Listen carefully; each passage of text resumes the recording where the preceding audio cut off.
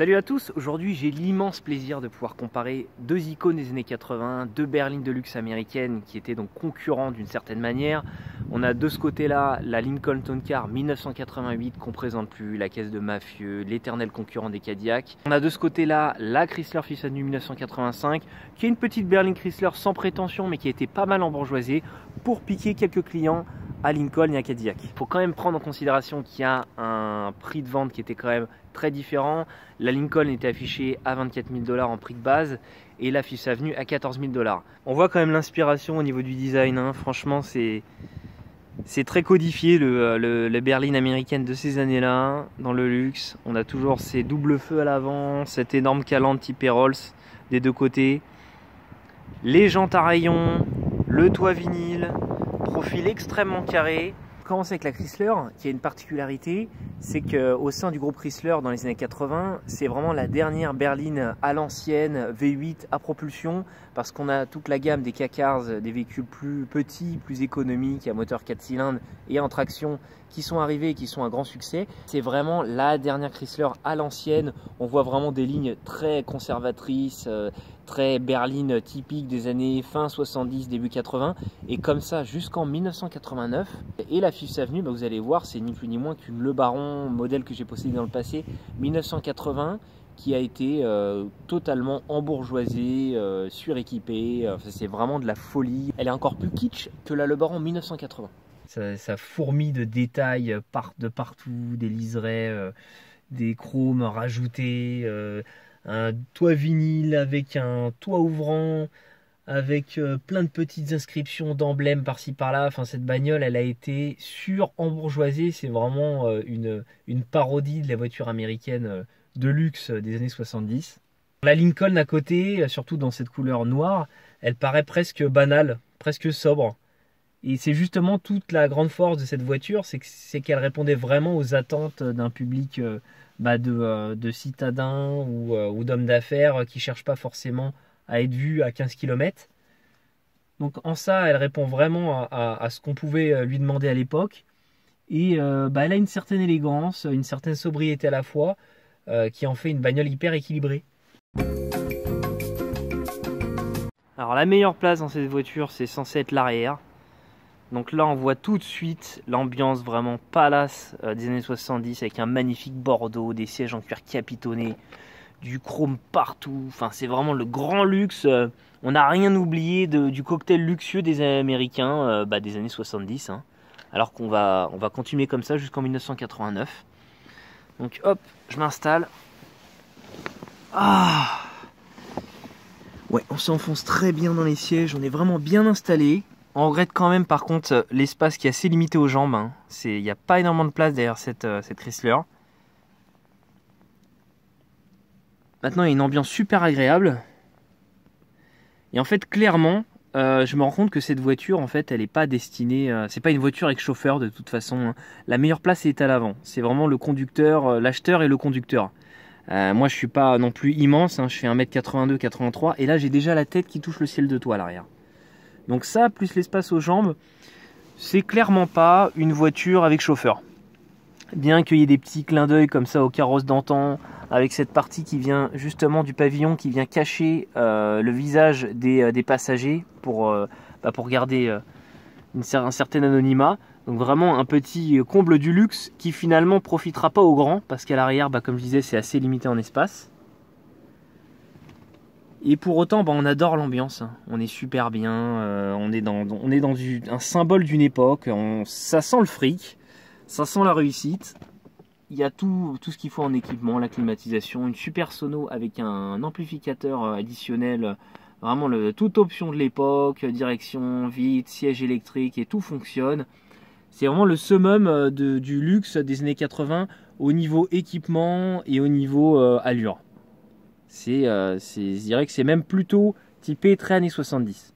On va comparer maintenant avec la banquette arrière de la Lincoln qui est juste à côté. Hop.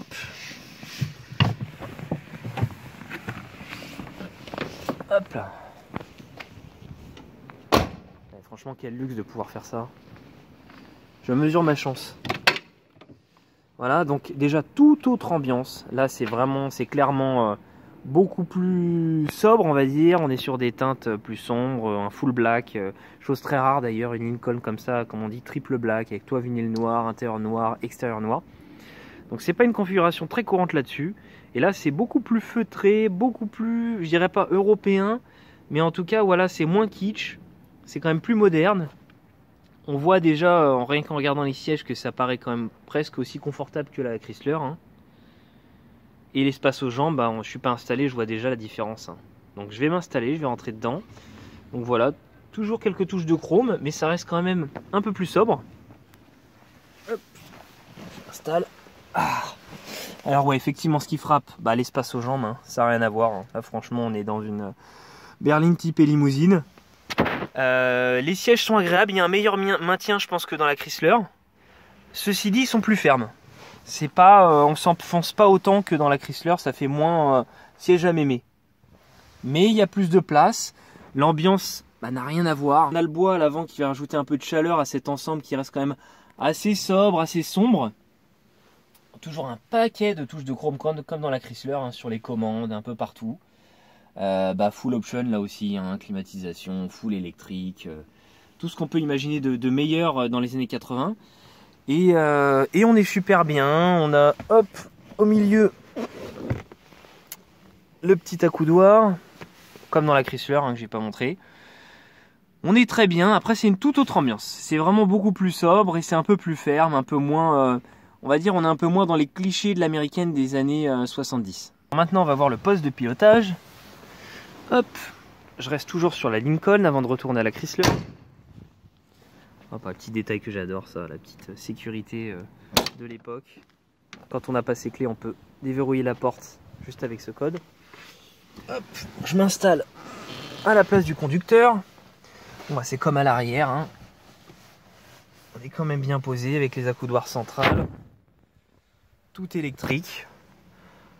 Une position de conduite plutôt agréable. Et alors ce qui est génial, alors ça forcément, c'est le top du top. C'est ce capot qui est extrêmement long, avec le logo Lincoln au bout qui forme une cible. C'est vraiment une super vue qu'on a là. Et c'est extrêmement élégant, c'est super beau. Très très carré.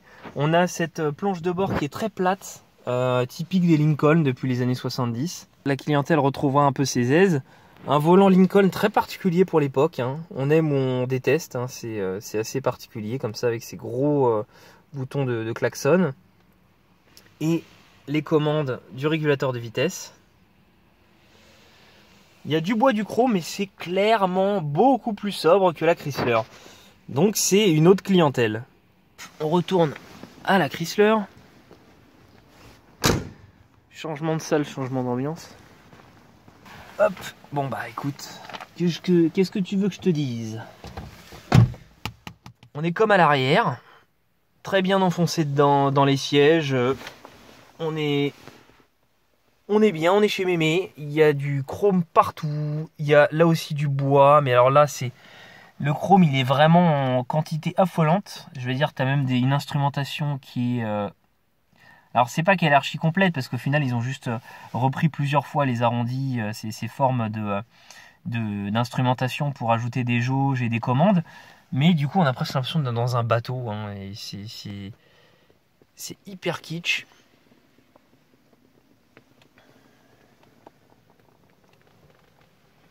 Du chrome, du faux bois partout, et puis ce magnifique rouge. En fait j'adore parce que voilà, c'est tout simplement le summum du kitsch de l'époque. Un volant très simple avec une forme assez basique et ce magnifique logo cristal typique des Chrysler des années 80. J'adore. Et les fonds de compteur aussi chromés. Enfin, je veux dire vraiment, c'est la surenchère de chrome, de bois, de bordeaux. On a un mélange de sky, de partie métallique bordeaux, de velours. On a de la moumoute aussi sur la partie basse. C'est l'épaisseur de la moquette aussi est hallucinante, double épaisseur. C'est du gros poil, c'est archi chaleureux, on est archi bien là-dedans. Franchement, j'adore. J'adore. Et en même temps, bah, c'est deux clientèles, c'est deux publics. Donc là, c'est vraiment deux salles, deux ambiances. On a Chrysler avec son intérieur rouge, bordeaux, ses boiseries, ses chromes à gogo. Enfin, c'est vraiment la folie des années disco, enfin années 70, début 80, Et en face, on a vraiment la caisse de l'homme d'affaires qui fait dans la sobriété, dans l'efficacité. C'est parti pour l'essai routier de la Lincoln. Donc on va démarrer avec celle-là.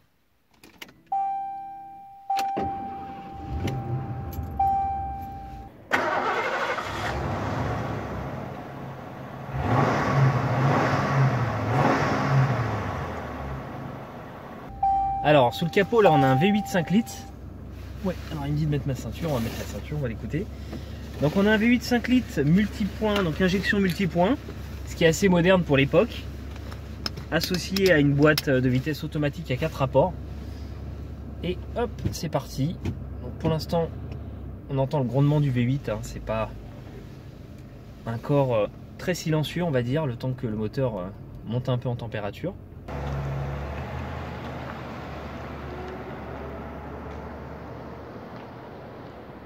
Puis même là je passe sur drive, déjà on entend beaucoup moins. Et alors moi ce qui me frappe tout de suite, c'est qu'on sent pas du tout la route. C'est vraiment assez incroyable la sensation qu'on a déjà à faible allure. On a une super suspension extrêmement douce. Ce V8 Rogue qui emmène la voiture sans forcé. C'est vraiment une caisse, on sent vraiment une caisse de prestige quoi. Je pense qu'on ne va pas être déjà très loin d'une Rolls, j'ai jamais essayé de Rolls, mais franchement je trouve qu'en termes d'impression déjà à faible allure, elle dégage une prestance, elle dégage une force tranquille et surtout ce confort qui est déjà assez impressionnant, ce détachement complet de la route et ce quasi silence qui est hyper appréciable comme ça quand on sollicite pas trop le V8. Et alors ce que j'adore, c'est cette vision du capot, mais elle est d'enfer. Le capot est long carré avec dans cette couleur noire, on a l'impression de conduire vraiment une super caisse de prestige quoi. Elle dégage une classe juste incroyable et une douceur mais hallucinante. J'ai conduit beaucoup d'américaines, beaucoup de voitures berlines un peu de luxe, et celle-là déjà très vite on sent qu'on est dans un autre univers. C'est vraiment, je dirais pas à la perfection, mais pas loin, on s'en rapproche. C'est assez incroyable. Alors là, je vais faire gaffe, je vais m'y reprendre à 2 fois. Elle a une direction qui est aussi très douce. Petite marche arrière. C'est super agréable. Ça se conduit tout seul. J'adore aussi le levier de vitesse chromé. Alors franchement, je ne pensais pas avoir une telle impression au volant de cette Lincoln. J'ai eu la chance de conduire pas mal de berlines de luxe américaines des années 70-80, et celle-là je m'attendais pas vraiment à quelque chose de très différent, et là je suis vraiment surpris. Je trouve que là on est en 1988, on a un aboutissement, mais on est vraiment dans le summum de la voiture américaine de luxe. C'est d'une douceur.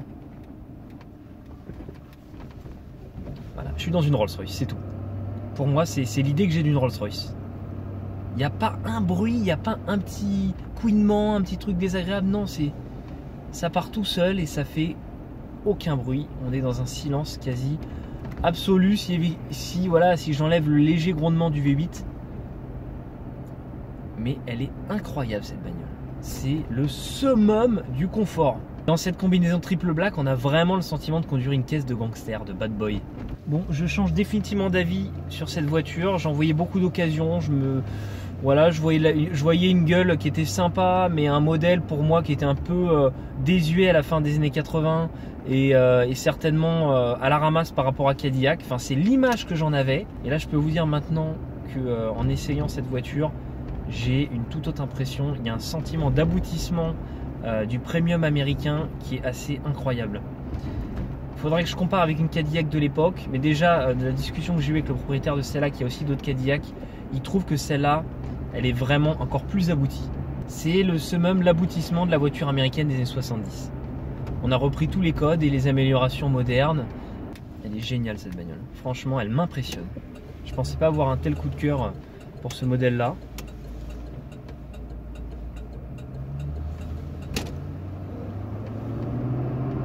On appuie un peu, ça envoie. Bah ouais, on a.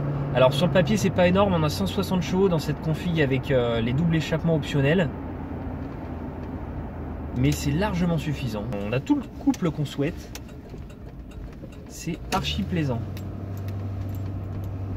C'est... que dire? C'est une super Lincoln. Je crois définitivement que cette voiture va me marquer. Parce que là, j'ai vraiment une valeur étalon, je dirais, du summum du luxe américain.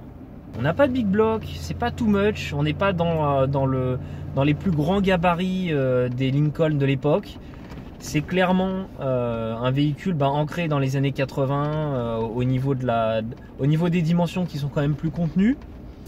On n'a plus de grosses cylindrées et pour autant ils ont réussi un super produit en fait. Avec un 5 litres, on se sent pas la peine. Moi, je sens pas un small block sous le capot. Je sens un moteur qui est vigoureux, qui emmène sans problème les presque 1,8 tonnes de la voiture. C'est du top. Franchement, c'est un coup de génie de la part de Ford à l'époque. Fais gaffe avec ce long capot, ouais, forcément. Ici. Le problème des longs capots comme ça, c'est qu'au stop, il faut s'avancer pour voir arriver les gens. Et en général, c'est trop tard. Donc là, heureusement, ils m'ont vu, ils m'ont laissé passer. Même en triple black comme ça, c'est sympa. Bien sûr, j'adore le kit, j'adore les couleurs, j'adore les beiges, les rouges, les verts, les bleus, tout ce que vous voulez. Mais là, je trouve qu'il y a une cohérence d'ensemble, quoi. C'est vraiment une super caisse d'homme d'affaires des années 80. J'en veux une. Mais tout est doux, même le freinage, la direction, c'est justement dosé en fait. C'est doux sans trop l'être. On sent que sans forcer, on peut avoir une conduite type chauffeur de grande remise, quoi. Il y a un équilibre général qui est impressionnant. On sent vraiment l'inspiration des années 70. Avec l'aboutissement de l'expérience, des années d'expérience qui ont été mis à contribution pour faire en 88 une Lincoln au top.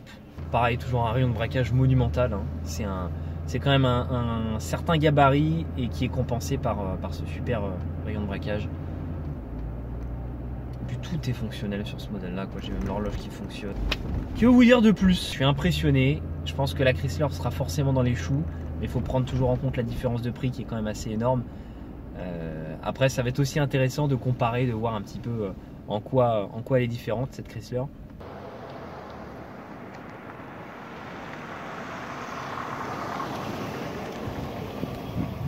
Hop, je me gare à côté de la Chrysler que je vais maintenant essayer.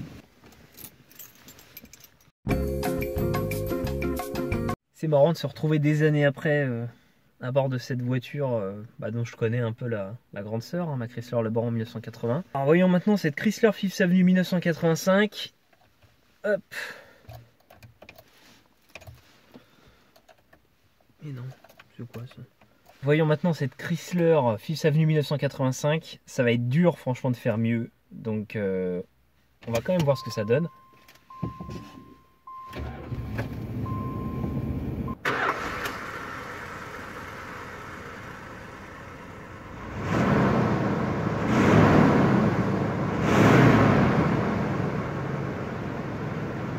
Bon, déjà le ralenti il est plus haut, bon ça soit... Ouais, enfin pas que le ralenti, on sent que l'insonorisation c'est pas la même. On est dans du Chrysler, c'est une berline Chrysler qui est quand même embourgeoisée, il faut le rappeler. Et là déjà l'insonorisation on le sent, bon là il est très haut dans les tours, il est encore froid. Déjà je vais passer sur drive, hop. Ouais, c'est beaucoup plus silencieux. Je suis désolé, il y a un petit bruit parasite derrière que vous allez peut-être entendre dans la vidéo.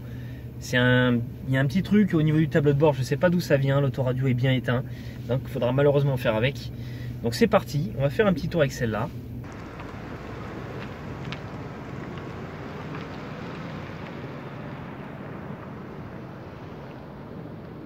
Bon, c'est le jour et la nuit avec la Lincoln, hein. C'est clair et net. Là on est vraiment sur un châssis de berline Chrysler qui est un peu daté, et un niveau de sophistication qui n'est pas non plus le même, aussi bien mécanique que châssis. Il y a moins d'insonorisation, c'est plus bruyant, on entend plus la mécanique. On sent beaucoup plus la route, les petits défauts de la route. C'est moins bien amorti, c'est souple toujours à l'américaine, mais c'est plus dans la berline américaine classique que dans le luxe, hein. C'est confortable sans effacer totalement les défauts de la route. Ouais, il y a quand même pas mal de petites vibrations parasites à gauche à droite. On sent à la conduite que ça glisse beaucoup moins. Bon, le moteur il est vigoureux, hein, on est à peu près dans la même catégorie en termes de puissance et de rapport poids-puissance. Ouais, on sent beaucoup plus de vibration, le moteur vibre beaucoup plus. Hein. On sent même quand on ralentit, qu'il y a un moteur qui est entraîné, qui a du mal à réduire vraiment son ralenti, alors que celle-là est vraiment en bon état. Hein, donc c'est vraiment pas une question de réglage haute, on sent qu'elle est bien, qu'elle tourne bien. Mais on sent que voilà, il y a des vibrations de partout quand même, enfin pas de partout. Le rayon de braquage est pas mal, hein. Il est à peu près dans la même veine. Alors là aussi on retrouve un long capot. Blanc, alors blanc ça a moins, ça rend pas pareil, c'est pas la même ambiance, mais j'aime quand même ce petit logo Chrysler cristal très typique des années 80, ça c'est vraiment kitsch à souhait aussi. De manière générale on sent que c'est ni plus ni moins qu'une berline Chrysler classique, populaire, un peu embourgeoisée surtout au niveau du style. Voilà, c'est vraiment le look qui fait tout dans cette bagnole, l'intérieur, l'extérieur, tous les petits détails kitsch, luxueux, typiques des années 70 qu'on retrouve dans les années 80. Mais sinon au niveau ressenti général, au niveau insonorisation, vibration, ça n'a rien à voir avec une Cadillac ou une Lincoln, et encore moins avec la Lincoln que j'ai essayé. Tous ces petits détails de fabrication, on sent la différence quand on passe chez Lincoln par rapport à ça. Tous ces petits détails qui expliquent en fait l'écart de prix. Et là on est au niveau mécanique, pareil, sur de la vieille config quoi. On est en 85, mais ça va être comme ça jusqu'en 89, avec un bon vieux V8 318, donc le 5 litres de Chrysler en carbu de corps, et une boîte auto, une antique boîte auto 3 vitesses. Donc c'est pareil, on est vraiment sur de la mécanique, de la technologie des années 70, hein, pur et dur. Et pour autant, pour le prix, elle donne l'illusion d'avoir une caisse de luxe, quoi, tout simplement. Je veux dire, il n'y a pas de surprise. On n'a pas une Lincoln, non, on a un semblant de Lincoln. Les détails kitsch que j'adore là-dedans, c'est comme cet autoradio tout chromé là, avec l'ampli additionnel, un petit bouton pour enclencher l'ampli, avoir un peu plus de basse, un peu plus de watts. Bah, ça n'en fait pas moins une très belle voiture, et surtout dans un état de conservation incroyable. En fait, c'est juste une belle démonstration du plus kitsch des années 70 dans les années 80. Ni plus ni moins. Tout ce qu'on pouvait mettre dans une bagnole pour la rendre bling bling tape à l'œil, ils l'ont foutu là-dedans. En fait, c'est une voiture fun, c'est tout. Faut pas la prendre comme un super haut de gamme, une caisse de luxe américaine dans toute sa splendeur. Non, c'est juste une parodie des voitures de luxe américaines en fait. Elle a pris tout ce qui faisait le luxe chez Cadillac, chez Lincoln, dans le style, dans la gueule, mais il n'y a rien dans le ventre quoi en fait. On est vraiment sur de l'allure, sur de l'apparence. Après le 318 en soi, bah, il fait bien face au 302 en termes de couple. On n'a pas besoin de plus de puissance. J'adore cette ambiance et puis ces mélanges de matières quoi. Ils sont quand même fait chier. Hein. Mélange de tissu, de velours, de sky, de plastique, de chrome. Enfin, il y a de fausses boiseries. C'est rococo mais au max quoi. En fait c'est simple, hein, de toute façon il n'y a pas de surprise. Le comportement c'est quasiment le même que le Baron de 1980. Hein. C'est pas parce que c'est Fifth Avenue qu'ils ont rajouté, ils ont retravaillé le châssis, les suspensions, la mécanique. Non, tout est pareil, c'est juste de la gueule. Fifth Avenue ça reste ni plus ni moins qu'une finition de mon ancienne Le Baron.